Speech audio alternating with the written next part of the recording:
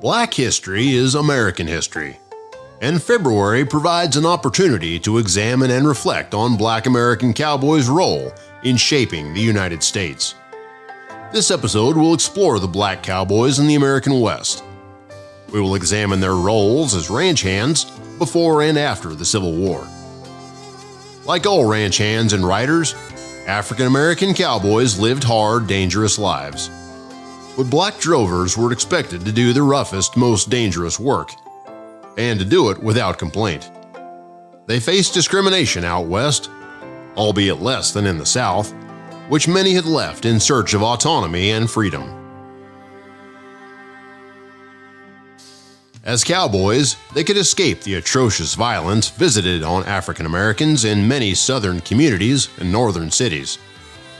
We will recount the history of Black cowhands along the trails in the early 1800s and some of their life experiences as drovers, cowpunchers, and trailblazers of the American West. In conjunction with the Western Cattle Trail Association, Wild West Podcast proudly presents the history of African American cowboys.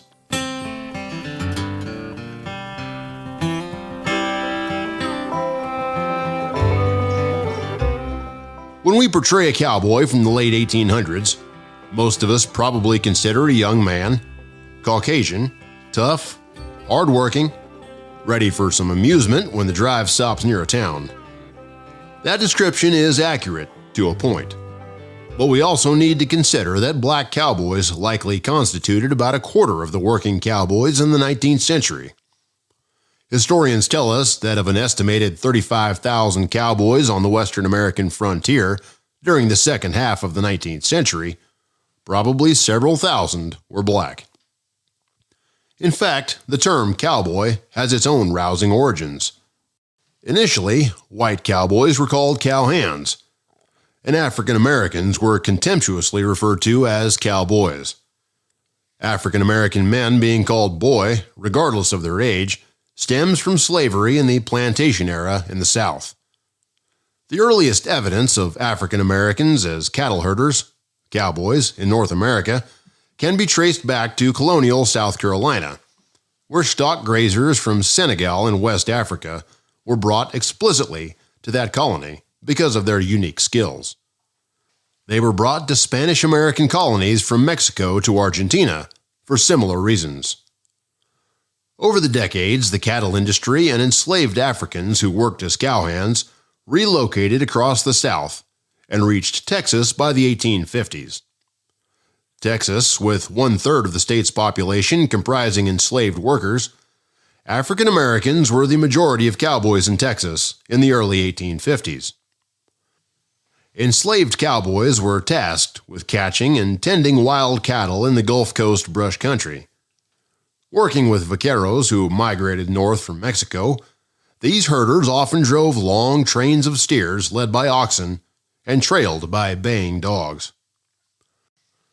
A Smithsonian.com article called The Lesser-Known History of African American Cowboys by Kate Najim-Badham says, 1 in 4 cowboys were Black.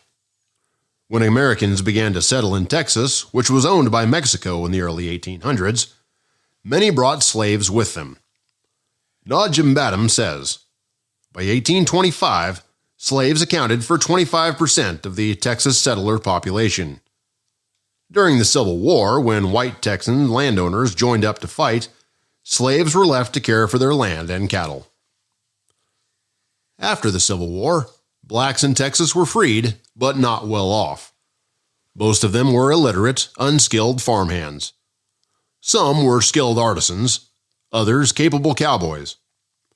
These capable Black cowboys skilled at managing cattle became much in demand by cattlemen who wanted to drive their livestock to northern markets. Hector Basie, a formerly enslaved ranch hand who was emancipated at 14, wrote about his life on the western frontier in his 1910 memoir, The Negro Cowboy. A portion of his 34-page manuscript is reenacted in a moving portrayal by actor Eugene Lee, describing the dangerous but exhilarating work of the cattle trails. Here's an excerpt from the manuscript.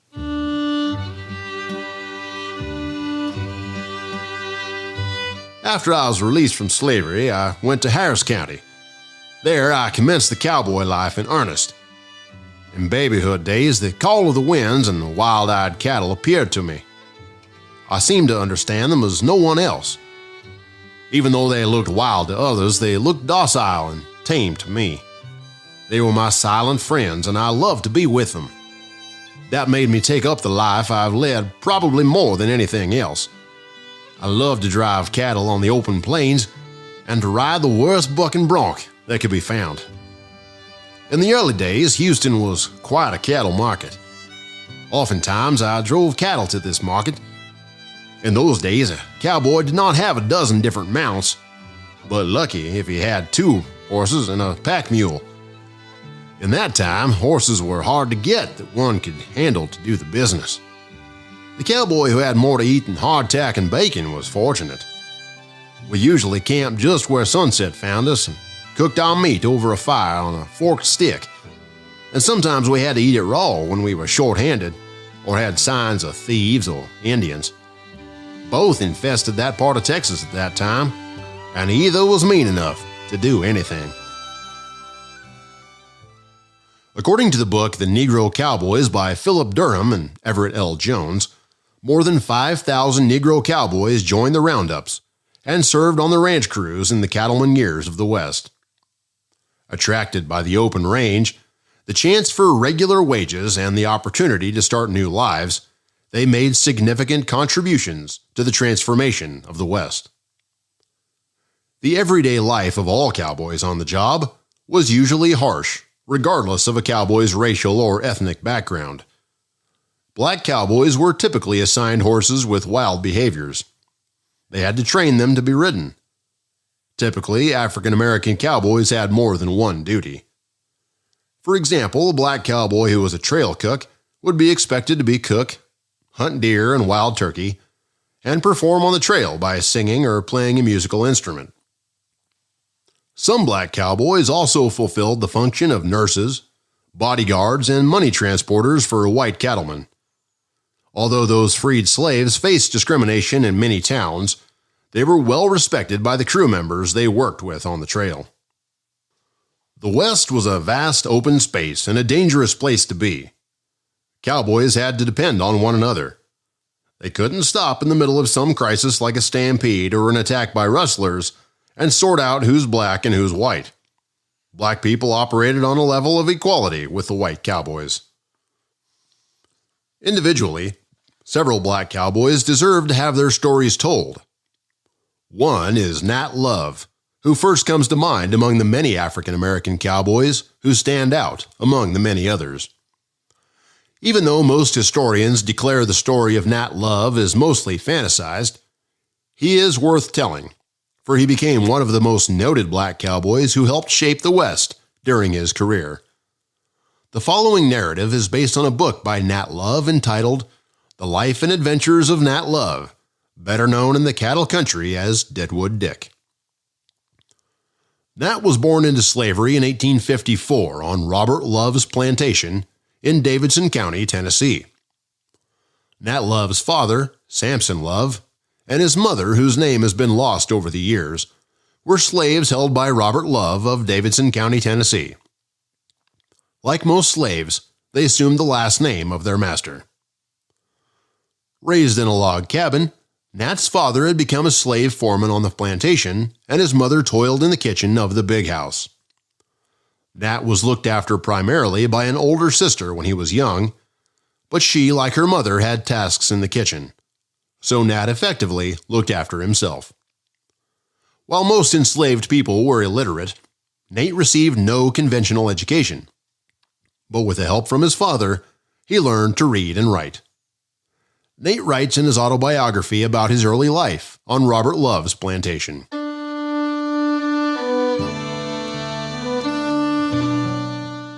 In an old log cabin on my master's plantation in Davidson County in Tennessee, in June 1854, I first saw the light of day. The exact date of my birth I never knew, because in those days no count was kept of such trivial matters as the birth of a slave baby. They were born and died, and the account was balanced in the gains and losses of the master's chattels, and one more or less did not matter, one way or the other. My father and mother were owned by Robert Love, an extensive planter and the owner of many slaves. He was, in his way, and in comparison with many other slave owners of those days, a kind and indulgent master. My father was a sort of foreman of the slaves on the plantation, and my mother presided over the kitchen at the big house and my master's table, and among her other duties were to milk the cows and run the loom, weaving clothing for the other slaves. This lent her scant time to look after me, so I early acquired the habit of looking out for myself. The other members of father's family were my sister Sally, about 8 years old, and my brother Jordan, about 5. My sister Sally was supposed to look after me when my mother was otherwise occupied, but between my sister's duties of helping mother and chasing the flies from master's table, I received very little looking after from any of my family. Therefore, necessity compelled me at an early age to look after myself and rustle my own grub. After the Civil War, when the enslaved people were freed, Nat's father worked a small farm he rented from his former master, Robert Love. But freedom was short-lived for the previously enslaved person, as he died just a few years later. Nat then took assorted jobs on area plantations to help sustain the family, and found that he had extraordinary skill in breaking horses. In February of 1869, he left Tennessee with $50 he received from breaking colts and the sale of a horse, and headed west for Kansas Territory. Nat writes the following about leaving home. It was on the 10th day of February 1869 that I left the old home near Nashville, Tennessee. I was about at that time 15 years old, and though while young in years, and hard work and farm life had made me as strong and hearty, much beyond my years, and I had full confidence in myself as being able to take care of myself and making my way. I wanted to see more of the world, and I began to realize that there was so much more of the world than what I had seen. The desire to go grew on me from day to day. It was in the West, and it was the Great West that I wanted to see. Nat must have taken on various jobs before reaching Dodge City, for the Santa Fe Railroad did not arrive in Dodge City until September of 1872, and the cattle season did not open until 1875. According to Nat's biography, he states that on his way to southwest Kansas, he walked, hitched rides, and eventually worked his way to Dodge City. Additionally, Nat claims he was looking for work on a ranch near the new town of Dodge City. There, Love met up with a Texas cattle company that had just delivered a herd and was preparing to head back. From a historical account of the first ranch established in the area, Nat may have wandered onto some of the soddies and dugouts near an abandoned ranch complex at the Cimarron Crossing, a crossing station previously owned by Robert Wright. This would have placed Nat in the area much later than 1869.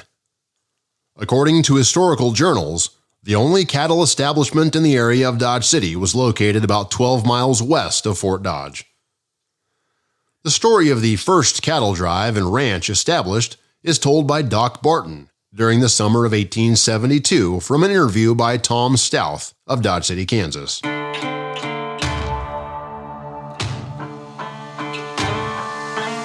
He started north from Burnett County, Texas, with 3,000 head of Longhorn Texas cattle. His trail outfit consisted of 12 men, and they were some 3 months on the trail before they reached Finney County, Kansas, where Garden City is now located. They held the herd for some 3 months in the Garden City territory and worked down the Arkansas to where now Ingalls is located. That was before the railroad reached Dodge City, although much of the railroad grade was partly completed to what is now the west line of Kansas. Large crews were working on the grade, and a ready market was found for the cattle. When they reached what is now Ingalls, Kansas, they found a large corral still standing on the river flats just east of where the present Ingalls Bridge now crosses. There were also the remains of soddies and dugouts, as well as the remains of a few dobies on the river bottom just north of the corral, for there was a regular campground of the old Santa Fe Trail which crossed the Arkansas River at what is known as the Cimarron Crossing of the Arkansas. Nat's book shows that the cowboys were having breakfast when he joined them. He had no proper trail gear or guns and looked more like a farmer than a cowpuncher. The never-shy Nat approached the trail boss and asked for a job. The boss agreed that Nat could join them if he could break a horse named Goodeye. The boss told him, "If you can ride him, I'll hire you. If you can't, then there won't be no job for you." Nat's account said he rode the horse until it tired out. When he dismounted, the boss hired him at $30 a month for the Duval Ranch, took him to town, and bought him complete new trail gear, including a fine .45 Colt revolver. Nat would later say it was the most challenging ride he'd ever had. After leaving Dodge City with 15 hardy, experienced riders, all except himself were among a jolly set of fellows. They were ready for anything that might turn up along the trail for home. Then, only a few miles outside of Dodge City along the Lonesome Trail, the small band of cowboys encountered the Victoria tribe of Indians and had a sharp fight. Nat writes about his first Indian fight experience in the following narrative.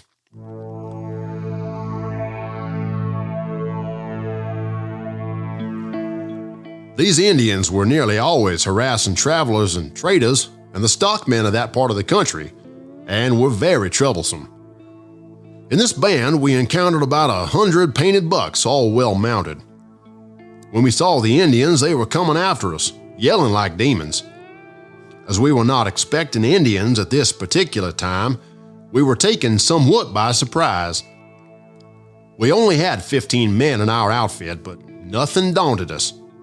We stood our ground and fought the Indians to a stand. One of the boys was shot off his horse and killed near me. The Indians got his horse, bridle, and saddle. During this fight, we lost all but 6 of our horses, our entire pack and outfit, and our extra saddle horses, which the Indians stampeded, then rounded them up after the fight and drove them off. And as we only had 6 horses left us, we were unable to follow them, although we had the satisfaction of knowing we had made several good Indians out of bad ones. This was my first Indian fight, and likewise the first Indians I had ever seen. When I saw them coming after us and heard their blood curdling yell, I lost all courage and thought my time had come to die. I was too badly scared to run. Some of the boys told me to use my gun and shoot for all I was worth. Now, I had just got my outfit and had never shot off a gun in my life. But their words brought me back to earth, and seeing they were all using their guns in a way that showed they were used to it, I unlimbered my artillery, and after the first shot I lost all fear and fought like a veteran. We soon routed the Indians and they left, taking with them nearly all we had, and we were powerless to pursue them. We were compelled to finish our journey home almost on foot. As there were only 6 horses left of 14 of us, our friend and companion who was shot in the fight, we buried on the plains, wrapped in his blanket, and stones piled over his grave. After this engagement with the Indians, I seemed to lose all sense of what fear was, and thereafter, during my whole life on the range, I never experienced the least feeling of fear, no matter how trying the ordeal or how desperate my position.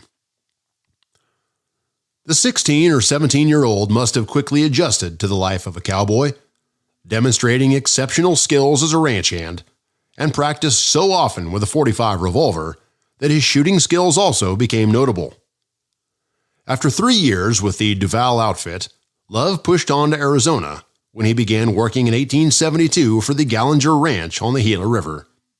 He traversed many major western trails there, sometimes working in dangerous circumstances in Indian battles, and clashing with rustlers and bandits. During these years as an Arizona cowboy, Nat was referred to as Red River Dick, and claimed to have met many famous men of the West, including Pat Garrett, Bat Masterson, and Billy the Kid. Gaining a reputation as one of the best all-around cowboys in the DeVal outfit, he soon became a buyer and their chief brand reader. He was sent to Mexico several times in this capacity and soon learned to communicate in fluent Spanish. Nat conveys his thoughts on his employment ventures working for the DeVal outfit in the following narrative. Having now fairly begun my life as a cowboy, I was fast learning the many ins and outs of the business, while my many roamings over the range country gave me a knowledge of it not possessed by many at that time. Being of a naturally observant disposition, I noticed many things to which others attached no significance. This quality of observance proved of incalculable benefit to me in many ways during my life as a range rider in the western country. My employment with the Pete Gallinger Company took me all over the Panhandle country, Texas, Arizona, and New Mexico, with herds of horses and cattle for market, and to be delivered to other ranch owners and large cattle breeders. Naturally, I became very well acquainted with all the many different trails and grazing ranges located in the stretch of country between the north of Montana and the Gulf of Mexico, and between the Missouri state line and the Pacific Ocean. This whole territory I've covered many times in the saddle, sometimes at the rate of 80 or 100 miles a day. These long rides and much traveling over the country were of great benefit to me, as it enabled me to meet so many different people connected with the cattle business, and also to learn the different trails and lay of the country generally. Among the other things that I picked up on my wanderings was a knowledge of the Spanish language, which I learned to speak like a native. I also became very well acquainted with the many different brands scattered over this stretch of country. Consequently, it was not long before the cattlemen began to recognize my worth, and the Gallinger Company made me their chief cattle brand reader, which duties I performed for several years with honor to myself and satisfaction of my employers. In the cattle country, all the large cattle raisers had their squad of brand readers, whose duty it was to attend all the big roundups and cuttings throughout the country, and to pick out their own brands, and to see that the different brands were not altered or counterfeited. They also had to look at the branding of the young stock. In the spring of 1876, the Gallinger Cowboys were sent to deliver a herd of 3,000 steers to Deadwood, South Dakota. When the crew arrived on July 3rd, the citizens were busy preparing for a 4th of July extravaganza.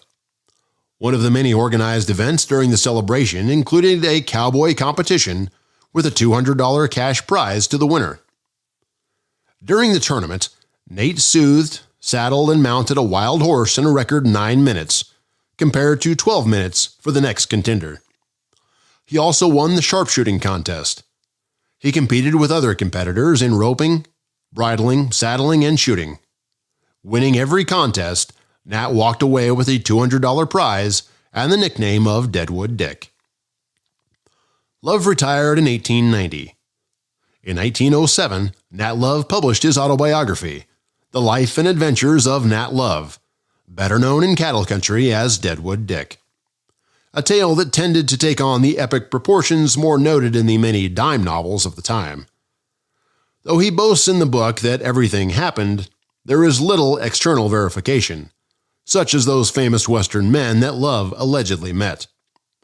Even though most historians believe many of the details in the book are inflated, but even so, he lived an adventurous life.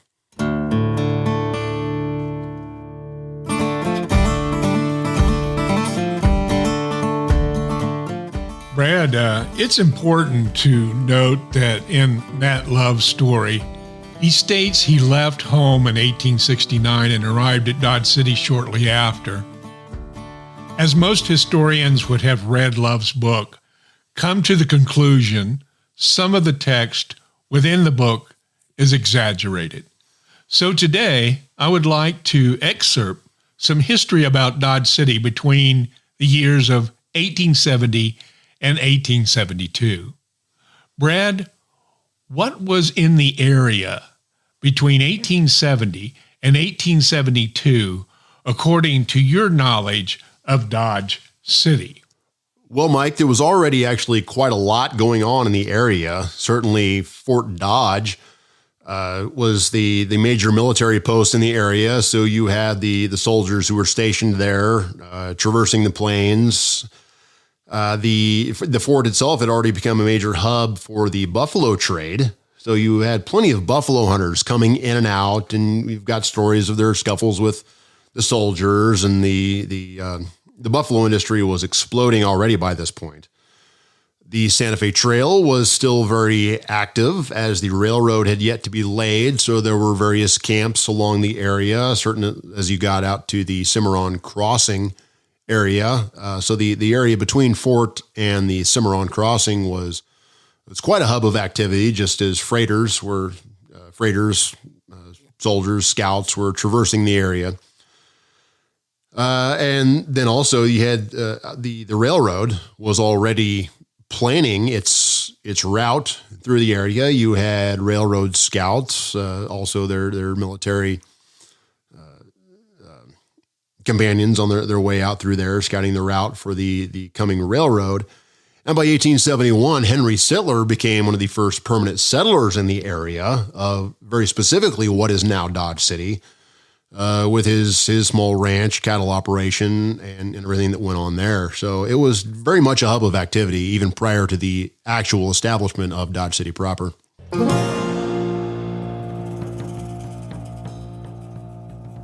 Another question that comes to mind after reading Love's book is how he writes about his first experience with Indian fighting.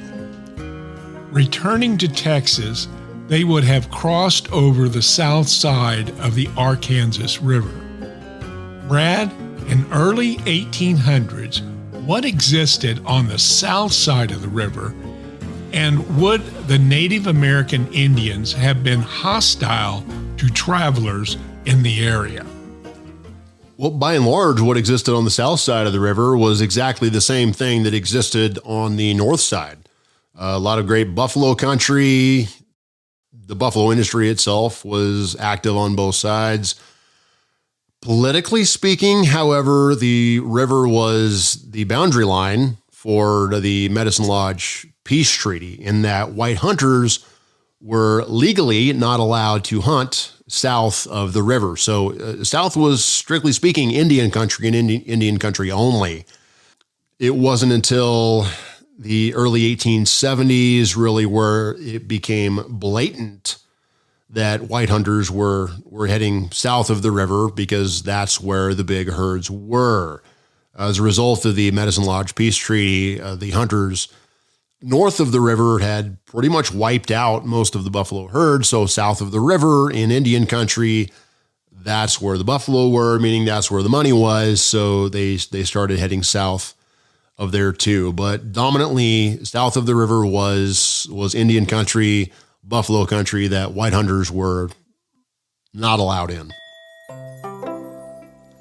Brad, in conclusion, how would you sum up Nat Love's life as a drover and his contributions to expanding the West? The narrative about Nat Love tells of the grandeur of the West in a more extensive cultural arena. As the West was settled and assembled, the exploits of this individual became a legend, and grand narratives about him were handed down to many a campfire. Over time, though, his legend has been overlooked. Now, at this juncture of time, we celebrate Black History Month and recall again the contributions of this courageous and heroic African American. Nat Love was indeed an American hero, and we hope you have enjoyed his story. So join us again on February 21st as we take you back in the history of another great African American cowboy named Bose Izzard. This and the story of the Western Cattle Trail can be found at westerncattletrailassociation.com/blog.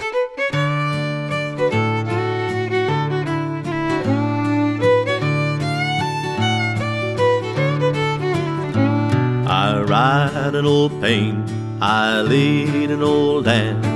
I'm off for Montana for to throw the hula hand. They feed in the coulees, they water in the draw. tails are all matted and their backs are all raw. Ride around, little doggie, ride around real slow. Fiery and snuffy are raring to go. Goodbye, old paint, I'm a-leaving Cheyenne. Goodbye, old paint, I'm off for Montana. My foot's in the stirrup, my pony won't stand.